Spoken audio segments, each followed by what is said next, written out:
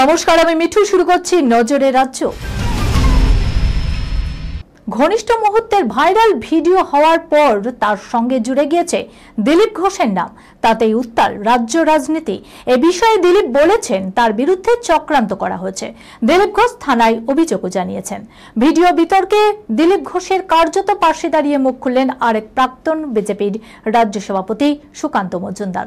সঙ্গে সতীর্থদের দিলীপ বলেছেন, যদি এটা তিনি হতেন তাহলে কি কোনো পূর্ণবয়স্ক পুরুষ নারীর কোনো ভিডিও ছবি তুলে এভাবে রাজনীতি হয়? আর মহিলার যদি কোনো অভিযোগ থাকে তাহলে সেটা নিয়ে তদন্ত হতে পারে। যেটা তিনি নন সেটা ফরেনসিক হোক।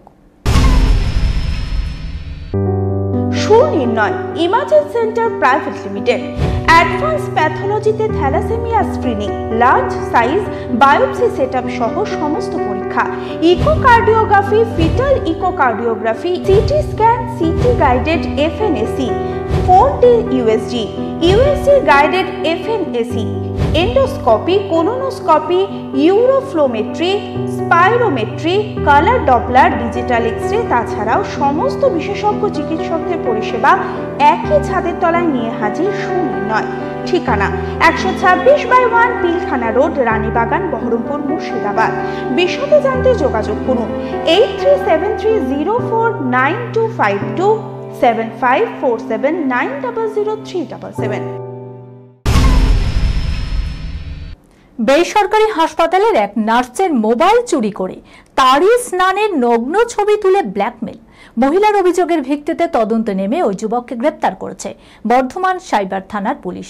নার্স জানিয়েছেন, ইনস্টাগ্রামে তাকে উল্টোপাল্টা মেসেজ পাঠানো হয়, একই সঙ্গে ব্ল্যাকমেলও করা হয়। 16 জুন তার ইনস্টাগ্রাম আইডি থেকে একটি আপত্তিকর ভিডিও আপলোড করা হয়।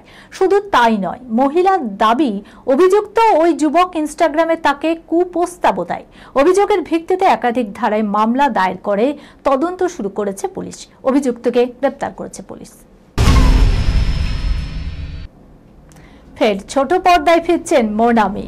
বাংলা টেলিভিশনের নিত্য নতুন নানান ধরনের রিয়ালিটি শোয়ে চোখ আটকায় দর্শকের। আর তাতে যদি অংশ নেয় তারকারা, তাহলে তো আর কথাই নেই। তেমনই এক বাংলা রিয়ালিটি শোয়ে এবার দেখা যাবে মোনামি ঘোষকে। জনপ্রিয় সেই শোয়ের নাম লাখ টাকার লক্ষ্মী লাভ। ইতিমধ্যেই শুরু হয়েছে এই শোয়ের দ্বিতীয় সিজন। এই খবরের সঙ্গে শেষ করলাম আজকের নজরে রাজ্য। আপনারা দেখছেন TV24 বাংলা, সংবাদ বিনোদন সারাদিন সারাক্ষণ।